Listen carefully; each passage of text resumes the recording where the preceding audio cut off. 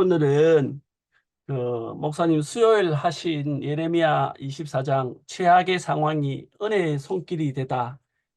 이 말씀을 제가 방송으로 들었는데 너무너무 제가 개인적으로 물론 이번 일요일 말씀도 서로 사랑하의 말씀도 너무 좋았지만 지금 우리 교회 현 상황과 맞물려서 너무 은혜가 되어서 그 수요 말씀을 같이 나누고 싶어서 제가 이렇게 우리 카톡방에 올렸습니다.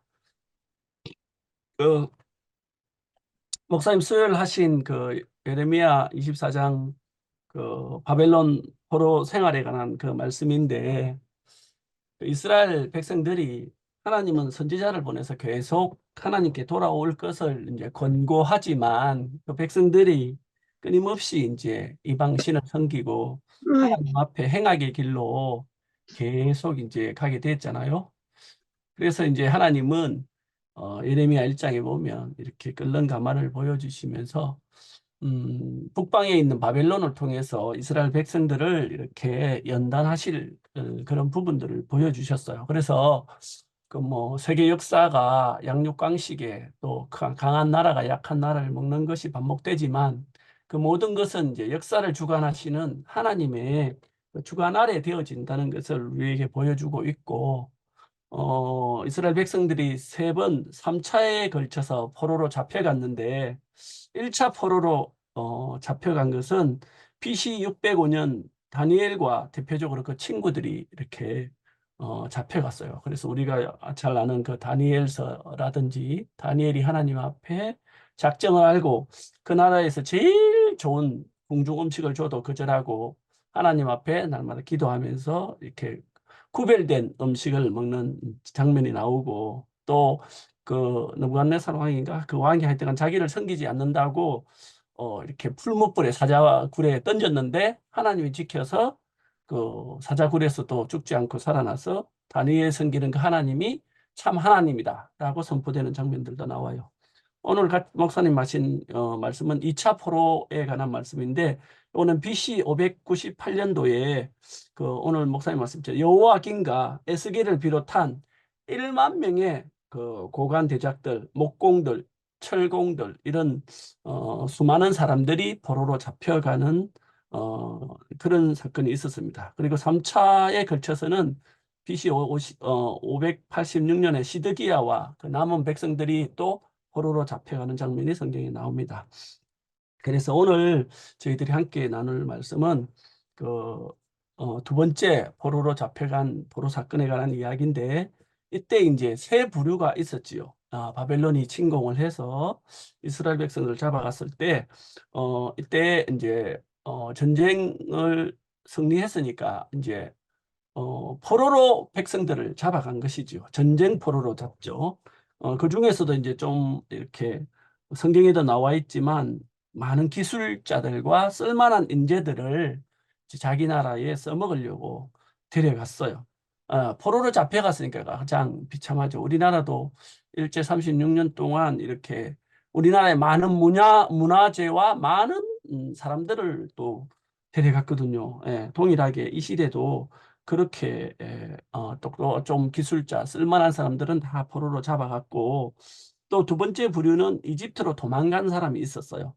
그러니까 지금도 러시아나 우크라이나 전쟁이 있을 때 돈 있고 건세 있고 뭐 이제 힘 있고 이런 사람들은 전부 비행기 타고 해외로 망명 가버렸죠. 예, 이 시대도 마찬가지죠. 남쪽으로 내려오니까 이렇게 북쪽에서 쳐내려오니까 남쪽으로 이렇게 도망을 갔죠. 힘 있고 능력 있고 그래도 뭔가 있어야지 이제 피난을 갈 수 있는 거지. 그렇지 못한 사람은 이제 나머지는 유다에 남아 있었죠. 땅이라도 파서 풀이라도 뜯어먹고 전쟁 중에 포로로는 안 잡혀가서 다행이지만 그 나라에 이제 남겨진 자가 있었어요. 예. 그래서 우리가 보기에는 포로로 잡혀간 사람이 가장 불쌍한 사람인 것 같은데 또 성경을 볼 때는 우리가 목사님 말씀처럼 우리가 자기 기준을 보고 자의적으로 해석하면 안 되고 원래 의미하고 그 당시에 어떤 문제가 있었는지 또 하나님은 어떤 시각으로 보시는지 그렇게 이제 하나님이 보시는 거하고 사람이 보는 것이 다르니까 우리가 이제 성경에 흐르는 하나님의 마음을 이렇게 잘 살피는 것이 너무너무 이제 중요한 것 같아요. 우리가 보기에는 포로로 잡혀갔고 가족들과 생이별을 했고 가장 불쌍한 것 같은데 잡혀간 사람이 하나님의 시각은 정반대라는 것이지요. 그래서 이제 이사야서 55장에도 보면 사람의 생각과 하나님의 생각은 다르다 이렇게 말하고 있는 거예요. 이 뒤에 장면에 보면 두 강주리에 대한 비유가 있는데 한 강주리에는 처음 익은 듯한 이제 극히 좋은 무화과가 있고 두 번째는 나빠서 먹을 수 없는 지극히 나쁜 무화과가 있는데 하나님은 예레미야에게 이 지극히 좋은 무화과를 비유하면서 보여주면서 포로로 잡혀간 사람들이 진심으로 이렇게 다시 돌아오게 하겠다. 70년이 지난 후에 그 후에는 심고 뽑지 않고 세우고 헐지 않을 것이다. 이러면서 오히려 포로로 잡혀간 그 사람들 하나님이 다시 회복해서 다시 세우시겠다고 이렇게 말씀하고 계시고 이집트로 도망간 사람과 유다에 남은 사람은 오히려 버릴 것이다. 버림을 당할 것이다. 이렇게 말하고 있는 거예요. 그 우리의 생각과 하나님 생각은 이제 다른데 어떻게 해서 이렇게 됐나? 사실은 뭐 그 세 부류의 사람들이 자기가 뭐 선택권이 있어서 그런 건 아니고 잡혀간 사람은 쓸만하니까 잡혀갔고 쓸모없는 사람들은 남겨졌고 피할 수 있으니까 또 도망간 사람은 도망갔는데 왜 이렇게 됐나? 이제 저도 이제 성경을 이래 보지만 성경을 사람의 기준에서 누가 잘하고 잘못하고 누구의 잘잘못을 이렇게 보게 되면 성경을 풀어내는 게 너무너무 이상해져 버리더라고요. 왜냐하면 그 사복음서에도 보면 나면서 소경된 자가 있잖아요. 그러니까 방장의 선악의 눈으로 그 사람을 보는 주위에 있는 사람들은 이 사람이 나면서 소경된 게 자기 죄 때문입니까? 부모 죄 때문입니까? 하면서 누구 죄 때문에 누구 잘못 때문에 이래 됐냐? 이렇게 묻는 거예요. 근데 사람은 항상 선악과를 먹은 것이 체질이 돼 있고 기준이 돼 있다 보니까 어떤 일이 일어나면 네 잘못이가 내 잘못이가 누구 잘못이고 누가 죄가 많노? 우리 부모님들이 옛날에 나쁜 일만 있으면 아이고 내가 죄가 많아서 그래 내가 전생에 죄를 많이 지었어요 그래 하면서 자책을 하듯이 누가 잘했냐 잘못했냐 이렇게 잘잘못을 따지는 게 사람의 기준이더라고요. 그런데 예수님은 나면서 소경된 그 사람을 세워놓고 이 사람이 소경된 것이 자기 죄 때문에도 아니고 부모 죄 때문에도 아니고 이 일을 통해서 하나님의 영광을 볼 거다. 이렇게 말씀하고 계신 거예요. 그러니까 사람의 생각과 하나님의 생각은 늘 이렇게 다르다는 것이지요. 이 사람도 새 포로에 관한 이야기도 하나님은 그렇다는 것이지요. 그러니까 이 포로 세 부류를 보면서 하나님은 하나님의 그 관심은 심판과 회복이라는 것이지요. 하나님은 심판과 회복 그리고 심판을 받음으로 연단을 받음으로 점점 이제 하나님의 마음을 알게 된다는 것이지요. 예레미야 1장에 보니까 끓는 가마 이야기가 나오는데 바벨론을 통해서 하나님은 북방에서 바벨론을 이렇게 이민족을 사용해서 이스라엘 백성들을 심판하고 연단하고 이렇게 하는 과정들을 보여주시거든요. 그러니까 심판하시는 것은 저주하려고 심판하는 게 아니라 회복하시려고 이스라엘 백성들 안에 하나님을 섬기지 아니하고 우상을 섬기고 이민족을 섬기고 하여튼간 그런 하나님 외에 너무나 태워지고 씻겨질 것들이 너무 많으니까 하나님은 그 이방 민족을 통해서 이제 그들을 다루시는 것을 보게 되거든요. 이 민족의 침입을 받고 이스라엘 백성들이 포로로 끌려가는 것이 우리가 보기엔 비참하고 너무나 이제 절망적이고 힘든 상황이지만 하나님은 이렇게 말씀하신 거예요. 하나님 백성으로서의 연단의 과정이다. 이렇게 말씀하시는 거예요. 그들이 만약에 저주받아서 그래 됐다 하면 답이 없잖아요. 정말 그 끌려갔을 때의 그 히브리의 노예들의 노래를 보면 얼마나 그 절망적인 그저 이방의 땅에서 하나님을 찬양하는 것이 괴롭고 힘들고 절망적인 것을 보게 하는데 정말 그 와중에서 하나님이 자기 백성을 다루는 연단의 과정이다. 이렇게 해석하고 이렇게 본다면 그 포로의 생활이 괴롭고 힘들지만은 않고 소망이 있을 것이라는 것이죠. 우리 명숙 누나가 엄마를 보러 가면 그 엄마가 거기 갇혀 계시고 제한돼 계시는데 하나님으로 인해서 산 소망이 있는 분이니까 거기서 오히려 나는 여기서 온전하다. 잘 누리고 평안하고 있으니까 너희들이라도 정말 평안히 잘 살아. 이렇게 말할 수 있는 것은 그 안에 있지만, 육신은 갇혀 있지만 하나님의 경륜 안에, 하나님의 연단 안에, 하나님의 그 은혜 안에 있기 때문에 그렇게 말할 수 있는 것이거든요. 우리도 우리가 어떤 과정을 지날 때 그것이 연단의 과정으로, 은혜의 과정으로 해석이 되지 않으면 원망과 절망과 한동안 한식밖에 안 나오더라고요. 그런데 그 과정들이 하나님의 연단의 과정이고 그 연단으로 인해서 산 소망이 생기는 그런 축복의 과정이다. 이렇게 해석이 되어지면 그 시간이 정말 헛된 시간이 아니라 복된 시간으로 이렇게 발견되게 되더라고요. 저는 하여튼 이 말씀을 보면서 포로로 잡혀간 70년의 그 생활이 저주, 절망, 한탄, 뭐 그것만이 아니라 그들을 심판하시고 회복하시는 하나님의 경륜 안에서 딱 이렇게 해석되고, 이렇게 그 가장 저주의 장면이 이렇게 가장 축복의 장면으로 해석하시는 그 목사님 말씀을 들으면서, 와, 정말 이들이 우리하고는 불과 2000 몇백 년 전에 일어난, 2600 몇십 년 전에 일어난 정말 엄청난 사건이지만 지금 이 시대에도 동일하게 우리가 지나온 과정 안에 적용된다는 사실, 그 안에서 해석된다는 사실이 저는 너무 감사하고 좋았어요. 정말 최악의 상황인데 포로로 잡혀간 게 그게 연단의 과정이었고 하나님의 축복의 시간이었다. 우리들은 물론 이런 엄청난 포로의 과정하고는 비교할 수 없는 과정이지만 그래도 우리들 각자 교회의 엄청난 사태를 겪으면서 저도 제 인생에 진짜 제가 구원파를 나올 때도 하늘이 무너졌거든요. 제가 평생을 나는 거기서 뼈를 먹고 살 줄 생각했지, 19살에 들어가서. 근데 어느 날 그것이 아닌 게 보여가 나올 때 저는 하늘이 무너졌거든요. 근데 대구교회도 이 사태가 일어났는데 난 땅이 꺼질 정도로, 하늘과 땅이 다 없어질 정도로 저도 너무나 엄청난 사건이어서 정말 진짜 낙심하고 한탄하고, 이 마지막 교회라고 생각했던 이곳에서 왜 이런 일이 일어나나 하고 정말 원망과 절망과 한탄 속에 있었는데, 이렇게 이 과정을 이스라엘의 포로 과정을 이렇게 최악의 상황이 하나님 은혜의 손길, 연단의 과정이다, 이렇게 풀어내시는 목사님의 이 말씀이 저를 지난 모든 시간을요, 연단의 시간, 축복의 시간으로 싹 바꿨어요.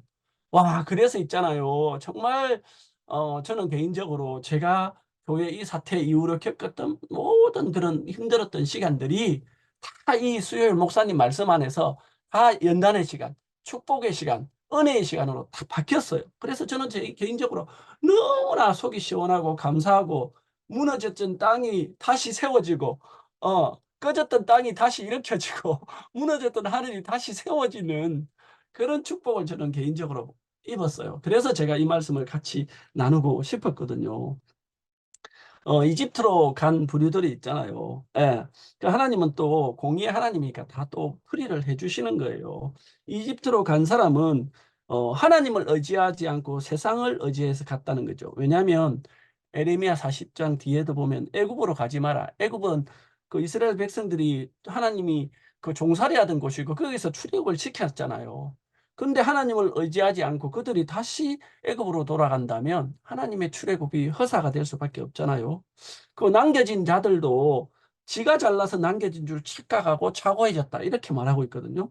자기보다 저 포로로 잡혀간들은 죄가 더 많을 거야, 이러면서 그들을 판단하고 있고, 심판을 계속 계시했던 예레미야까지 이렇게 판단하는 그들을 향해서 하나님은 오히려 이집트로 간 자와 남겨진 자들이 심판에서 벗어난 것이 아니라 오히려 버림받았다, 이렇게 말씀하고 계신 거예요.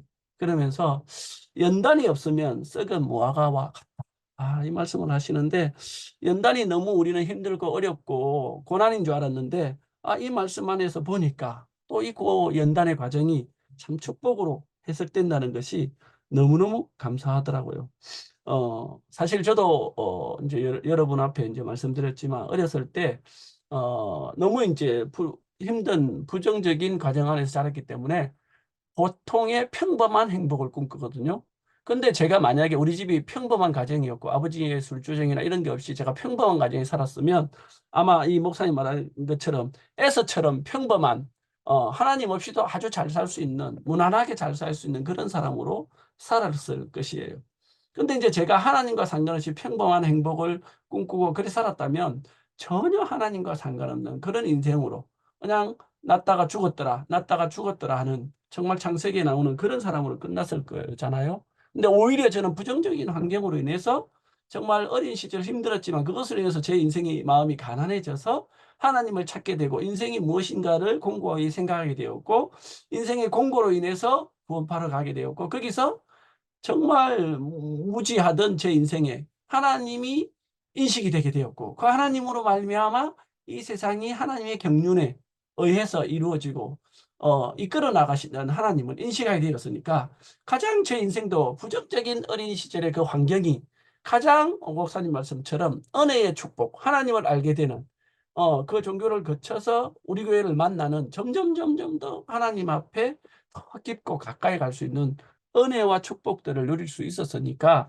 제 인생이 어떻게 보면 하나님을 모르는 평범한 삶을 살다가 죽은 무의미한 인생보다 야곱같이 하나님의 손에 붙잡혀서 험악한 세월을 살았지만 나중에 그 연단을 과정을 거치고 보니까 하나님의 축복이 투명하게 흘러서 애굽의 왕인 바로 왕을 축복할 수 있는 정말 그런 사람으로 하나님의 축복권을 가진 사람으로 변화되는 놀라운 축복을 입었으니까 이거보다 복된 인생은 없다는 마음이 이렇게 들어지는 거예요. 그래서 제가 우리 교회를 만났을 때도 정말 아버지에 대한 원망이 남았지만 네가 아버지로 인해서 하나님을 만났네? 본파를 갔네? 이렇게 다른 관점에서 해석해 주시는 분의 해석을 들으니까 아버지에 대한 원망이 감사로 탁 바뀌는 거예요. 아버지가 없었으면 저는 평범한 가정에 살았을지는 모르겠지만 하나님과 상관없는 하나님과는 전혀 상관없는 버림받은 그런 인생으로 살다가 끝났을 건데 오히려 그 부정적인 환경 때문에 하나님을 알게 되는 그런 복된 인생이 되었으니까 정말 아버지가 낳아주신 것, 부모님이 낳아주신 것만 해도 감사한데 그 부모님으로 인해서 하나님을 알게 됐으니까 내 인생이 오히려 저주가 아니라 축복으로 바뀌게 된 것이 너무너무 이렇게 감사한 거예요. 그 포로로 잡혀간 것이 표면적으로는 저주고 절망이고 힘든 일이었는데 오히려 그 70년의 포로 생활을 통해서 연단의 과정을 통해서 정말 이스라엘 백성들이 하나님 앞에 다시 돌아오니까 이스라엘 성벽을 건축할 때 가장 적극적으로 하나님 앞에 쓰이고 그 애굽에서 배웠던 기술들이 하나님 나라의 성전의 건축이 되는 쓰이는 놀라운 은혜들로 이렇게 회복이 되는 것을 보게 되잖아요. 그래서 그들이 회복이 되니까 정말 이전에 하나님 앞에 나태한 삶, 또 이전에 하나님을 거역한 삶을 살던 그 백성에서 이제는 완전히 하나님 앞에 돌아와서 하나님이 그들은 내 백성이 되고 그들은 어, 그들과 내가 이제 온전히 하나님과 그 백성의 그 관계가 온전히 이제 하나가 되는 그 장면으로 이제 회복되는 것을 보게 되거든요. 에덴 동산에서 하나님이 만든 형상 그대로 하나님과 동거하던 그 삶이 사단으로 인해서 무너지고 파괴하게 되었지만 다시 회복된 동산은 더 아름답고 영광스러운 동산이 새 예루살렘이 된 것처럼 그렇게 그들을 과정을 연단을 지나고 나서 더 아름다운 백성으로 관계를 회복시킬 수 있는 주님을 우리가 보게 되거든요. 관계가 회복된다. 그들은 내 백성이 되고 나는 그들의 하나님이 된다. 이게 이제 임마누엘이잖아요. 하나 되는 거. 이 관계 회복은 하나님과 사람의 관계 회복도 될 것이고 또 사람과 사람의 관계 회복도 너무너무 중요하잖아요. 하나님과 사람의 관계 회복은 존재적인 완전히 우리의 존재가 왜 존재하는지 왜 태어났는지 정말 인간의 정체성을 알게 되는 그런 관계 회복이고 사람과 사람의 관계 회복은 함께 살 수 있는 교회에 관한 관계 회복이잖아요. 우리가 사람과 사람의 관계가 회복이 되지 않으면 온전한 교회 생활이 될 수가 없는 거예요.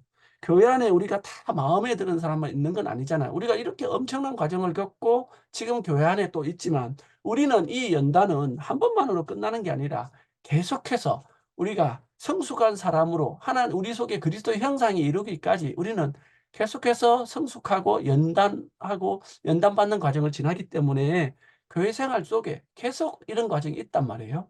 사람과의 관계가 비거덕거리고 나와 맞지 않는 표면적인 것 또는 이면적인 것 여러 가지 때문에 부딪힌단 말이에요. 근데 이제 그런 관계 속을 우리가 지날 때마다 우리 안에 정말 수많은 교회 안에 끓는 가마가 있는 거예요. 그죠? 그 끓는 가마는 하나님의 심판과 회복의 그 손길이라는 걸 우리가 명심해야 되겠더라고요. 나를 넘어지게 하는 끓는 가마가 아니고 내 속을 끓는 가마가 아니고 나를 사람 되게 하는 끓는 가마라는 것을 인식하면 이 우리 앞에 있는 사람과의 관계 또는 정말 이 끓는 가마로 예표로 보이시는 이 하나님의 마음을 알게 될 거란 마음이 들어져요. 오늘 사실 제가 열심히 말씀을 준비하고 있는데 준비를 열심히 하다가 다 엎었어요. 다 스톱했어요. 왜냐하면 내 옆에 있는 우리 그 나를 나보다 더 잘하는 주님이 내일 모레 가족 중요한 행사가 있는데 그 행사는 내팽개치고 말씀 준비한다는 이유로 말씀 준비한다는 핑계로 그거는 완전히 내팽개치고 여기만 몰두한다는 것이죠. 그래서 그게 마음에 안 든다는 거야. 어 그리고 내가 삐딱하면 네가 하라서 했지 이런 핑계를 댄다고. 내가 오늘 네 말씀 이제 하지 마라 할게. 내가 선포를 할게. 네가 내가 그 말씀하라는 거 말했다고 핑계 대 갖고 뭐 삐딱하면 내가 하라고 했다고 하면서 나보고 핑계 댄다고. 오늘 내가 네 문제 말씀 그만하라고 그 말씀 핑계 때문에 도저히 분란이 나서 안 되겠다 하면서 말한다 하더라고요. 그래서 그래 알았다 말하든지 말든지 네 자유니까 그렇게 해라 하고 내가 이제 열을 좀 식히면서 이제 사무실에 있는데 옛날 생각이 나는 거예요. 옛날 제가 양문회 할 때 있잖아요. 제 딴에는 억수로 열심히 한다고 그때 일본에서 아마 교회 식구들이 왔을 때예요. 제가 이제 부산 이제 투어 시켜준다고 이제 열쇠를 들고 나가려고 하는데 우리 자매가 못 가! 하면서 막는 거예요. 왜? 이랬더만 야 옆에 있는 나도 못 살리면서 뭐 누구를 살린다고 나가? 나부터 살려라 하면서 있잖아요. 나가는 그 문 앞에 큰 대자로 딱 막아서 못 가. 뭐 나가려거든 나를 어쩌고 나가라 하는 것처럼 있잖아요. 못 나가게 막아 갖고 그래 내가 막 '이게 미쳤나? 내가 무슨 뭐 엄한 짓 하라고 하는 것도 아니고 교회 식구들 와 갖고 내가 지금 가이드를 하러 가는데 이 길을 막아? 나는 너무 옳은 거예요. '교회 일을 하는데 네가 막아?' 이러면서 있잖아. 밀치고 나가려고 나가는데 우리 자매가 보기보다 힘이 좀 세요. 힘이 좀 세 갖고 밀치고 나가려는 거를 딱 붙잡아 갖고 육박전으로 온몸으로 딱 막는 거예요. 그래 갖고 이게 어디 막아야 이제 또 남자니까 막 이래 갖고 완전히 막 삑빙이 일어난 거예요. 그래 갖고 몸싸움이 되다가 그래도 내가 남자니까 좀 약하지만 쪼금 더 힘이 센 거예요. 그래가 밀치고 나가려고 하니까 팔을 딱 붙잡고 팔을 뚝을 확 깨물어 버려 으아! 나중에 그래 갖고요. 여기 물려 갖고요. 나중에 내가 사진 찍어 놓고 "내 이혼한다. 내 이혼의 자료를 이거 제출한다. 너 분명히 내 깨물었다." 하면서 그렇게 유치하게 내가 막 사진을 찍고 "나를 깨물었다." 하면서 "이거는 학대고 이거는 위반의 이혼의 사유라." 하면서 내가 그 생각이 번뜩 나는 거예요. 내가 그때도 내 열심을 열심히 하다가 그런 옆에 있는 자매들 죽어가는데 엄한 짓 한 게 딱 생각이 나니까 제가 사실 그렇잖아요. 말씀을 준비해도 내만큼이고 준비 안 해도 내만큼인데 나는 의하등도 인제 잘하고 못하고를 떠나서 최선을 다해서 준비하고 싶은 거예요. 왜냐하면 제가 방황할 때 세상에서 보니까 사람들이 그 가수는 콘서트 할 때 작가들은 책을 뭐 할 때 최선을 다해서 하는 걸 내가 봤거든요. 내일 뭐 가수는 오늘 콘서트가 내일 내가 죽는 것 같이 생각하면서 막 온 진액을 자진해서 하던데 나는 그래는 못할지언정 내가 잘하고 못하고를 떠나서 내게 인제 맡겨진 일이니까 최선을 다해서 들으면서 인제 준비를 하니까 들을 때하고 또 글로 할 때하고 또 정리할 때하고 들을 때마다 이게 달라지니까 이 정리하는 데 시간이 많이 걸리는 거예요. 그리고 또 제가 다른 거는 멀티가 또 잘 되는데 이 하나님 일에는 또 멀티가 좀 잘 안 돼요. 그래 갖고 여기 집중해서 이것만 하고 있으니까 우리 자매가 뿔 났는 거라. 그래 갖고 처음에는 그 말을 무시하다가 옛날에 제가 시행착오를 겪었던 그것이 생각이 나서 수도하고 우리 자매는 안 믿더라고요. 내가 말씀하는 거 수도하고 제주도 뭐 어디 뭘 알아봐 달라 여행 뭘 알아봐 달라 해 갖고 알아보는 거를 했다니까 내 말을 안 믿던데 그거는 인제 하나님은 아시니까 진심인 거예요. 내가 다 내려놓고 자매가 알아보는 걸 알아보자 열심히 인제 인터넷 찾아 갖고 막 해 갖고 우리 가족방에 그 일을 숙제를 딱 했어요. 그러고 하나니까 또 준비가 안 되네. 그래 갖고요. 에이, 말자, 막 되는 대로 하자. 이래 포기했다가, 그래도 그러면 안 되지 해갖고, 여러분이 들어오기 전까지, 뭐, 어느 가수가 무대에 저기 뭐 서기 1초 전까지, 10초 전까지 준비한다 하더만은, 열심히 오늘은 이제 글로 다른 데로 타자로 쳤는데, 타자 칠 시간은 없고, 열심히 글로 적어서라도, 제가 말을 또 조리 있게 잘 못해요. 그래서 좀 여러분이 알아듣기 쉽게 좀 같이 말씀을 나누고 싶어서, 이렇게 정리를 했는데, 참 제가 내 좋을 대로 살 사람인데 내 옆에 나를 다루는 나보다 나를 더 잘하는 주님이 계시니까 내가 그 주님 앞에 브레이크가 안 걸리면 아무 소용이 없는 거예요. 진짜 옆에 있는 지체를 못 살리면서 누구를 살린다고 하는 거는 그거는 모순이잖아요. 모순. 그죠?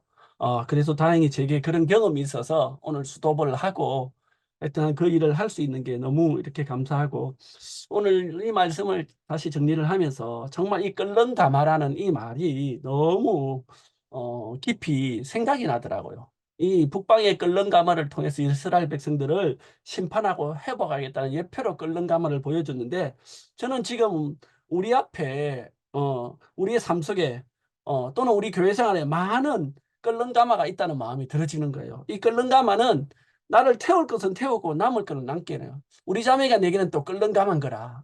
이 끓는 가마로 해서 내가 태워지고 비워지고 씻겨지고 이래 되는 것이지. 제가 제 앞에 끓는 가마가 없으면 나는 브레이크가 없는 사람인 거라. 브레이크 없는 자동차는 이거는 너무나 위험한 그죠? 이 무기잖아요. 그래서 차는 달리는 게 목적이지만 항상 브레이크가 있어야 이 차가 사람에게 유용한 물건이 되잖아요. 그래서 내가 오늘 이 말씀을 보면서 하나님이 나보다 나를 더 잘해서 내 옆에 끓는 가마로 우리 자매 또는 때로는 우리 아이들 앞에도 내가 브레이크를 걸 수밖에 없는 그 사람으로 살고 있다는 게 너무 감사하고 우리 교회 생활 안에도 많은 과정 속에 사람의 관계 안에서 진짜 끓는 가마와 같이 내 속을 끓게 하고 내 속을 뒤집고 정말 나의 천연적인 것을 이렇게 참 다루는 그런 하나님이 있더라고요. 지금도 우리 교회 안에 그런 것들이 많이 있잖아요. 근데 그것이 저주가 아니라, 하나님이 나를 다루는 축복이구나. 나를 심판하시고 회복하시고 다시 세우기 위한 은혜의 통로고 연단의 과정이다. 야, 우리가 이렇게 볼 수 있다면 이게 이제 너무 축복된 시간이라는 것이지요. 저는 그래요. 우리 교회가 지금 다시 회복되어서 가더라도 교회 안에 아무 일 없는 것보다 지체들 간에 이런저런 과정이 있는 것은 지극히 당연하다고 봐요. 왜냐하면 우리가 다 온전하지도 않고 성숙하지는 않았잖아요. 사도 바울도 죽을 때까지 주님 앞에 서기 그까지 내가 모든 앞에 있는 것은 뒤로 하고 표대를 향해서 달려가고 우리에게 날마다 그리스도의 양식을 먹고 성숙한 사람으로 우리를 자라게 하신다는 그 성숙한 그 성숙해가는 과정이 있잖아요. 애들이 그냥 자라겠습니까? 그죠? 애들은 싸우면서 자라듯이 어른들도 싸우면서 자라더라고요. 저도 자매하고 그때 싸우던 대판 싸우던 그 과정이 없었다면 오늘 브레이크도 안 걸렸을 거예요. 근데 제게 그런 과정이 있었기 때문에 오늘 제가 브레이크를 걸 수가 있었던 거죠. 나로 말미암아가 아니고 하나님으로 말미암아 이렇게 브레이크를 걸릴 수 있다는 것이죠. 그래서 나는 지금 교회 안에 진짜 하나님으로 인해서 연단의 과정을 겪고 있는 지체들에게 이거는 저주나 내가를 미워해서 내 잘못해서 이게 아니라 하나님이 나를 그리스도의 온전한 사람으로 자라게 하기 위한 연단의 과정이다. 이거는 축복의 시간이다. 은혜의 시간이다. 이렇게 말해주고 싶은 거예요. 예. 그래서 제 인생도 정말 제 앞에 있던 사람과의 관계 회복에 있어서 나를 가장 잘하는 건 내 옆에 자매죠. 제가 30년을 넘게 살았으니까 같이. 어떻게 보면 부모님보다 더 오래 살았잖아요. 그죠? 제가 결혼하기 전까지 부모님과 살았고 그랬으니까. 근데 이제 그 앞에 내가 쉽게 무릎 꿇는 거는 진짜 금방은 잘 안 되는데 하나님 우리 앞에 이렇게 그 하나님이 행하신 일을 우리가 인정을 딱 하게 되니까 그게 이제 아멘이 되더라고요. 하나님이 이제 이스라엘 백성들을 400년 동안도 애굽에서도 양육을 하셨는데 교회 안에서 우리가 양육받고 그죠? 연단받는 거는 당연한 거라고 생각을 해요. 그죠? 430년 동안 세상에 두고도 그들을 양육했는데 교회 안에서 양육받고 이렇게 이 성숙의 과정을 거치는 것은 너무나 당연하다고 생각을 하고 우리를 교회 안에서 왜 이런 사람과의 관계 안에서 과정을 겪게 하나 우리 앞에 왜 껄렁감을 두셨나? 저주가 아니라 축복이다. 이렇게 해석할 수 있다는 게 너무 감사해요. 사실 우리 앞에 가장 힘들고 모진 과정을 겪은 분은 김 목사님이잖아요. 근데 목사님 우리 앞에서 그 최악의 과정을 겪었는데 그 최악의 상황이 하나님의 은혜의 손길이 됐다. 이렇게 목사님이 해석하시니까 그 안에 포함이 되는 거예요, 제가. 그 말씀 안에서 제 마음이 확 녹아지고요. 제가 확 달려가려고도 브레이크가 딱 걸리는 거예요. 그래서 참 나로서는 할 수 없는 중이 제 머리 못 깎듯이 제가 저를 브레이크 걸 수 없는데 하나님이 이제 그렇게 저를 연단하시고 이렇게 다루어 가신다는 게 너무너무 감사하고 우리가 어떤 힘든 연단의 과정을 지날 때 정말 주님이 눈을 열어서 이것을 보게 해주시기를 간절히 바라는 마음이 생기더라고요. 정말 연단의 과정이 하나님 앞에 저주를 받거나 미움을 받거나 버림을 갖는 과정이 아니라 은혜와 축복의 통로를 지나고 있구나 하는 것을 보게 하고 알게 해주시기를 바라는 그런 기도가 생기더라고요. 예, 그래서 우리에게 일어나는 모든 일들이 우연이나 그냥 일어나는 일이 하나도 없고, 우리에게 은혜 베푸시고 연단의 과정을 통해서, 그래서 로마서에 있는 것처럼 우리가 환난 중에도 기뻐하나니 환난은 인내를 낳고 인내는 연단을 낳고 연단은 소망을 낳는 줄 우리가 알미로라 이렇게 이야기했거든요. 그게 우리에게 참 소망, 새로운 소망을 주시더라고요. 그래서 목사님 기도처럼 그 욥기에 나오는 것처럼 그가 나를 단련하신 후에는 내가 정금같이 나오리라. 연단의 과정을 지나니까 불순물이 다 태워지고 떨어져서 너무나 점검이 돼서 나오더라고요. 예, 우리를 이렇게 지금 연단의 과정을 통해서 점검의 과정으로 사람과의 관계를 회복해서 온전히 우리 교회 안에 하나님의 아름다운 교회가 더 영광스럽게 드러날 수 있는 복된 교회로 우리 함께교회를 조성해 가시는 주님을 영원히 찬양합니다. 네, 잠깐 제가 기도하겠습니다. 은혜로우신 하나님 아버지, 우리를 고아와 같이 버려두지 아니하시고 야곱처럼 지명하여 불러주셔서 감사합니다. 우리 앞에 늘 원치 않는 어떤 과정이나 환란이 올지라도 우리를 다루시는 하나님의 연단의 과정으로 알고 주님을 기다리게 하시고 그가 나를 연단하신 후에 우리가 정금같이 나올 수 있는 주님의 은혜를 기다릴 수 있는 축복된 사람으로 이끌어 가시기를 간절히 바랍니다. 이 모든 것을 주 예수님의 이름으로 기도를 드리옵나이다. 아멘. 감사합니다. 아멘. 제가 손 들었어요. 1번으로 하려고.